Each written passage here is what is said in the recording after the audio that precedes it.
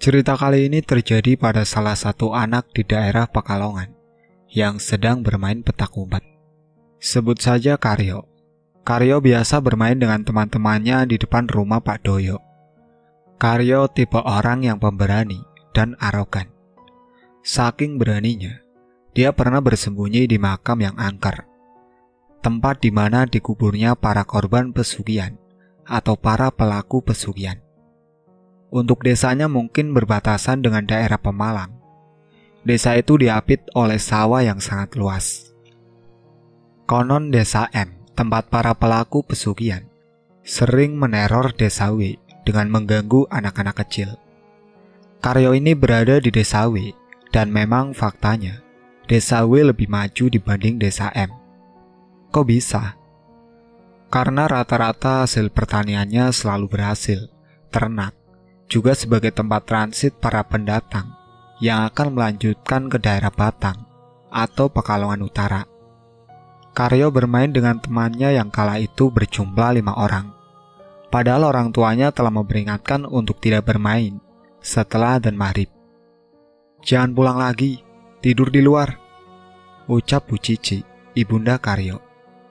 Karyo hanya tertawa dan berlari tanpa memikirkan ada bahaya yang akan mengancamnya. "Siapa yang jaga?" tanya Karyo.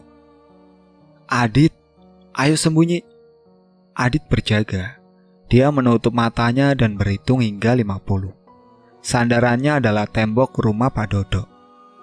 Karyo, Rohim, Sastro, dan Rusman bersembunyi. Namun mereka berpencar ketika berada di belakang rumah Pak Dodo. "Kamu yakin bakal sembunyi di sini?" tanya Rohim. "Bagaimana lagi? Yang penting jangan ketahuan," ucap Sastro. Mereka bingung, sedangkan hitungan sudah mencapai 30. Karyo dan yang lainnya masih belum tahu tempat bersembunyi mana yang cocok untuk mereka. "Aku di kandang sama Rohim, Karyo sama Rusman di mana?" Karyo langsung berlari menuju pohon salak yang tumbuh liar di dekat kandang. "Rio, mau kemana? Tunggu dulu," tanya Rusman. "Man, jaga anak itu," ucap Rohim. Rusman berlari mengejar Karyo yang sudah bersembunyi. Entah mereka tahu atau tidak, orang tua dari mereka mencari ke sana kemari. Tampaknya, teror pocong ireng itu akan segera dimulai. "Pak, Karyo belum datang," ucap Bu Cici. "Di mana?" tanya Pak Supan. "Rumahnya Pak Dodo," jelas Bu Cici. "Susul sekarang," jelas Pak Supan. Sementara itu, Adit mencari mereka yang sedang bersembunyi. "Di mana ya? Di belakang kali," ucapnya. Adit mendengar suara hentakan kaki di kandang kambing. Pikirnya, ada orang yang bersembunyi di situ. Adit mendekat secara perlahan. Langkah kakinya dipelankan. Dia menghindari menginjakan kaki di ranting kering, dedaunan, dan juga bekas botol-botol yang berserakan. Begitu Adit telah berada di bibir pintu kandang, dia mendapati 2 orang yang sedang menundukkan kepala. "Apa tidak bau sembunyi di sini? Haha." Adit berlari ke arah depan rumah Pak Dodo sembari berteriak. "Apel!" Sastro dan Rohim telah ketakutan. Kini menyisakan Karyo dan Rusman. "Halah, muda ya," ucap Sastro. "Carikan 2 lagi," sambung Rohim. Dengan perasaan bangga, Adit mencari Karyo dan Rusman di sekitaran kandang. "Ini semua gara-gara kamu, Dul. Kamu yang minta sembunyi di kandang," kesal Sastro. "Lah, kok aku? Keluarnya kamu yang pergi ke situ duluan, oh," ucap Rohim. Sastro dan Rohim saling menyalahkan. Mereka tidak mau mendapat giliran untuk berjaga bila nanti akan ada pengacakan ulang memilih penjaga baru. Dari kejauhan, Sastro melihat Pak Subhan dan Bu Cici sedang membawa lentera. Mereka tampak buru-buru. Nak, teriaknya. Sastro dan Rohim segera berdiri. dan menyambut kedatangan Pak Supan serta Bu Cici. "Nak, Karyo di mana?" Sastro dan Rohim saling gugup. Mereka berdua seperti terpojokkan ketika pertanyaan itu dilontarkan kepadanya. Sementara itu, Adit mendapati sesuatu di pohon salak yang berdekatan dengan kandang kambing itu. Di situ, Adit melakukan hal yang sama. Dia berjalan dengan pelan dan menghindari dedaunan serta ranting kering. Rusman dan Karyo masih bertahan di tempat itu. Mereka tak tahu bahwa pohon salak itu merupakan awal kemunculan pocong ireng yang pernah diketahui oleh warga sebelumnya. "Man, banyak nyamuk," ucap Karyo. "Keluar aja yuk," ajak Rusman. Karyo hanya menepak tangannya untuk menangkap nyamuk. Namun, dia merasakan ada endusan nafas yang sangat berat. Bau busuk seperti daging terbakar tercium. "Bau apa ini, Man?" Rusman merasakan hal yang sama. Mereka berdua bersamaan menatap ke belakang. Ketika dilihat, "Pocong ireng!" Rusman berlari meninggalkan Karyo, sedangkan Karyo hanya terdiam menatap wajah buruk pocong itu. Ampun," ucap Karyo. Rusman yang keluar dari tempat ia bersembunyi mengagetkan Adit. "Kenapa kamu teriak-teriak?" ucap Adit. Ada pocong hitam," ucap Rusman. "Karyo mana?" tanya Adit. Tadi di belakang." Rusman bingung. Dia berlari ke arah depan rumah Pak Dodo. Adit menyusul Rusman dari belakang. Dia juga tak ada pikiran untuk menyelamatkan Karyo. Teriakan Rusman membuat Pak Subhan dan Bu Cici bertanya-tanya. "Nang, ada apa?" tanya Pak Subhan. Pocong ireng." "Karyo ada di mana?" "Karyo tertinggal, aku takut." "Di mana?" tanya Pak Subhan. "Pohon salak." Pak Subhan langsung berlari. Sementara itu Bu Cici menyuruh mereka untuk pulang ke rumahnya masing-masing. Beberapa warga mulai membukakan pintunya. Dia bertanya-tanya dan apa yang sedang terjadi.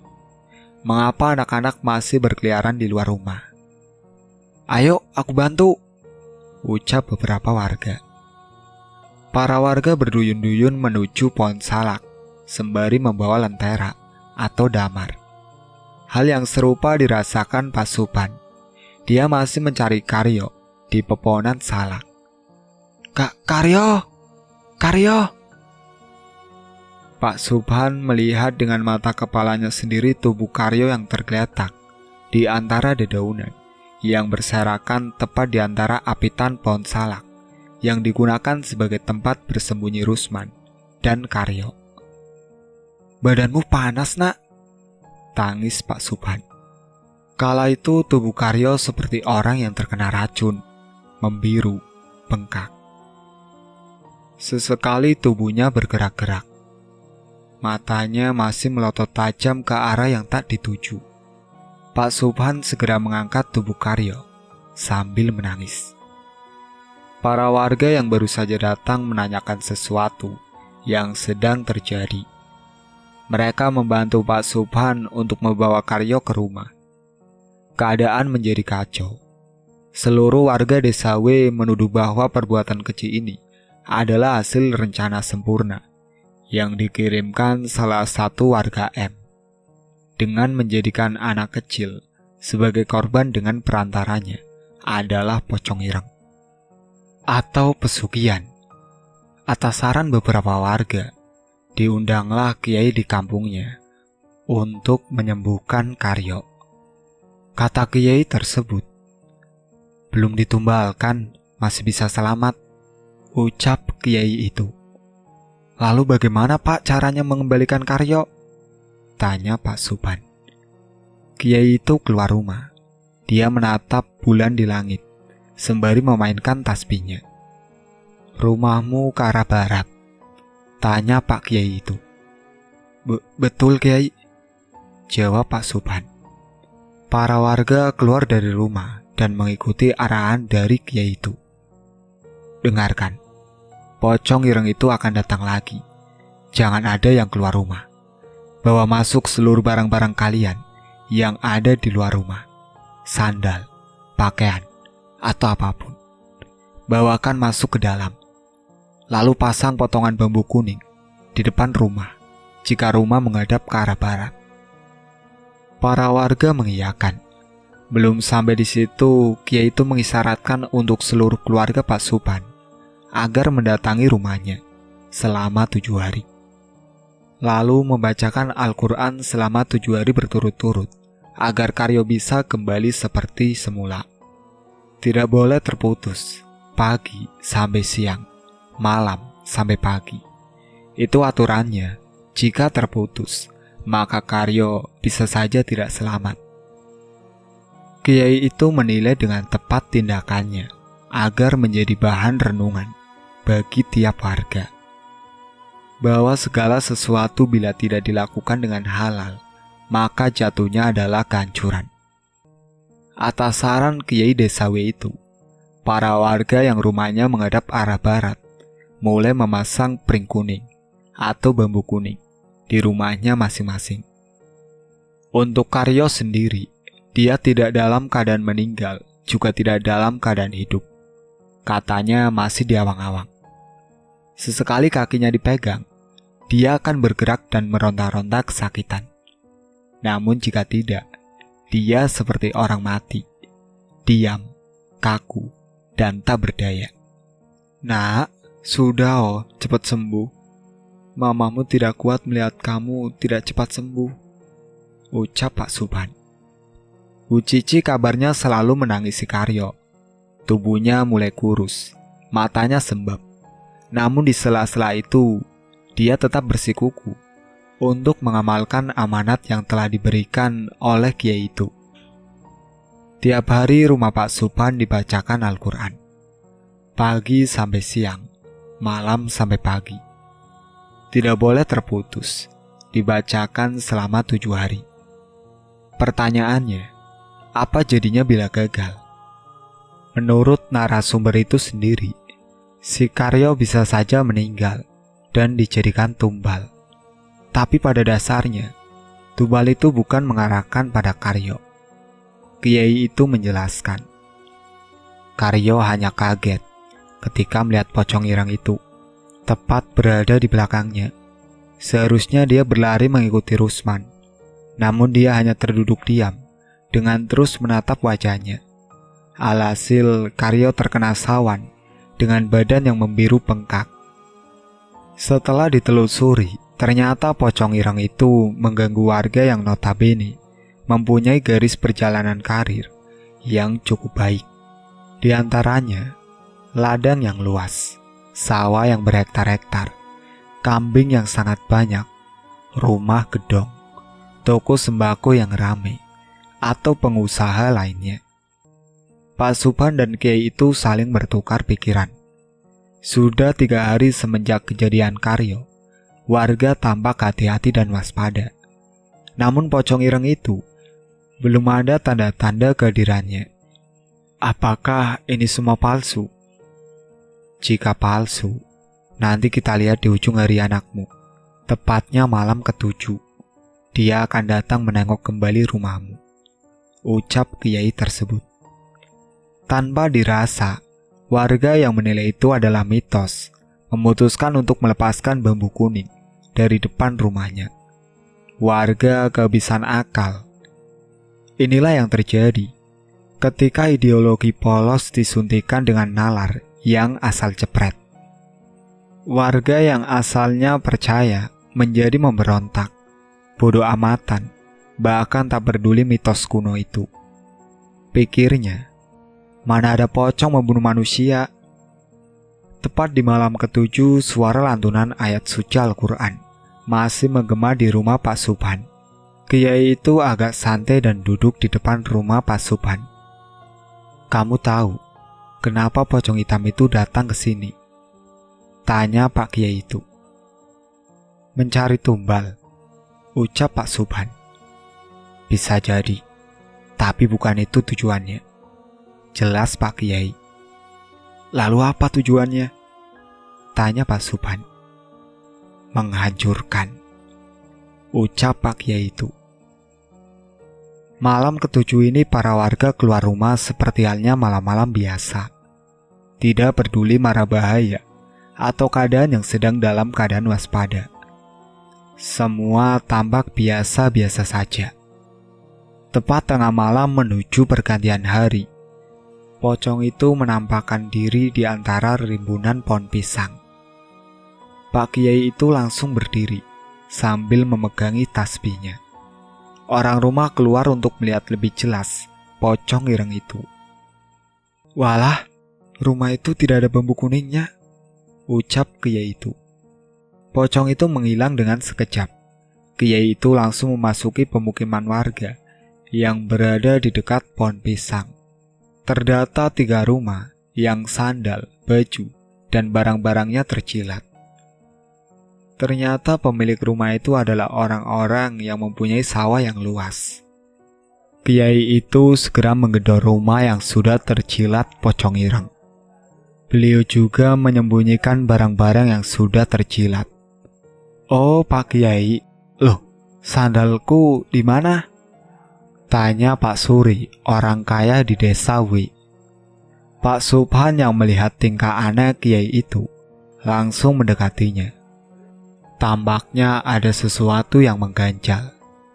Kiai itu menjawab, "Di mana bambu kuning itu?" "Tak buang, tidak dipakai," ucap Pak Suri dengan santai. Kiai itu langsung memukul wajahnya dengan tasbih. "Sakit Pak." "Kenapa? Itu apa?" Sandal, baju, handuk yang telah terjilat pocong itu mengeluarkan asap. Bekas jilatan pocong ireng itu terdapat cairan hitam yang kemungkinan bisa menjadi sumber untuk membunuh korbannya. "Pak Kiai, itu apa?" tanya Pak Subhan. Cairan ini yang menyebabkan kematian korbannya. Jika orang yang tidak tahu cairan yang tertempel lalu memakainya, maka dia akan menjadi korban tumbal pocong ireng itu. Jelas Kiai itu. Kiai itu mengelilingi permukiman warga.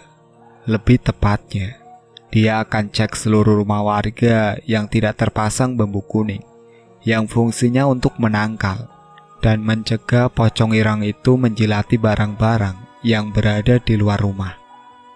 Terdapat 20 rumah warga yang sandalnya dibuang langsung oleh Kiai itu. Katanya, sandal itu telah terjilat langsung oleh pocong ireng itu karena tidak memasang bambu kuning. Selama 1 bulan, jika tidak mendapat korban, si pelaku akan menampakkan diri, ucap Kiai itu. Keesokan harinya, atas keberhasilan dan keteguhan hati dari keluarga Pak Subhan, Karyo sehat seperti biasanya. Kata dia, "Aku ditahan di suatu tempat, lalu dicambuk dan disuruh menjawab, 'Siapa pemilik rumah yang kaya raya?' Aku hanya menjawab 3 saja. Salah satunya Pak Suri." Semua tampak normal, namun masih dalam ranah waspada. Rumah Pak Subhan menjadi ramai semenjak Kiai itu sering berkunjung ke rumahnya. Sudah hampir 1 bulan, dia belum muncul juga. "Han, maukah kamu saya beri tugas?" tanya Kiai itu. "Siap Kiai," jawabnya. "Datangilah rumah A, blok A. Ciri-cirinya rumah bertingkat. Kamu hanya lewat saja, tidak usah menatap jendela sebelah kanan. Di situ kamarnya." Pak Subhan langsung menuju desa M yang bersebelahan dengan desa W. Dalam kunjungannya, dia teringat bahwa rumah itu hanya satu-satunya yang bertingkat. Tidak ada rumah lagi yang lebih mewah darinya. Pak Subhan ingat perkataan Kiai itu. "Hanya lewat, jangan menatap jendela sebelah kanan, karena itu kamarnya." Desa itu sepi. Sedikit sekali aktivitas warganya. Warga di sana rata-rata pergi keluar daerah untuk bekerja di sana. Sedikit sekali yang memiliki sawah Tak heran desa M ini tergolong miskin, dan pastinya warga di sekitaran desa M akan melakukan apa saja agar bisa hidup. Salah satunya adalah pesugihan. Ketika mencari-cari rumah yang dituju, Pak Subhan melewati sebuah rumah mewah. Namun di dalamnya terdengar keributan luar biasa. Pak Subhan tidak mau menguping. Dia terus berjalan dan pura-pura tak tahu. Dia hanya mendengar segelintir ucapan dari seorang laki-laki itu. "Kiai bangsat!" ucap laki-laki yang berada di rumah tingkat itu. Pak Subhan segera berlari karena informasi ini sangat penting dan harus disampaikan. Keringat dingin kala itu mengucur sangat deras, katanya. Antara hidup dan mati mendengar ucapan laki-laki itu. Jika dia ketahuan karena mendengarkan sedikit dari ucapannya, bisa-bisa Pak Subhan akan diteror kembali. Karena desanya bersebelahan, 10 menit berlari pun sudah sampai. "Sudah ketemu?" tanya Kiai itu. "Sudah Kiai," jawabnya. "Istirahatlah, besok rumah itu akan terbakar. Tapi sebelum itu dia akan datang ke sini untuk menyerang lagi," ucap Kiai itu. "Mau apa lagi Kiai?" tanya Pak Subhan. "Menghancurkan," ucap Kiai itu. Selepas itu Kiai itu mewajibkan untuk memasang bambu kuning di setiap rumah. Bukan hanya kepada rumah yang arahnya menghadap barat, tapi seluruh rumah. Katanya, pocong ireng itu akan meneror dan melakukan apa saja agar bisa mendapatkan korban. Semua pintu ditutup, seluruh barang seperti sandal, baju, handuk, sepeda, motor, atau apapun dimasukkan ke dalam rumah.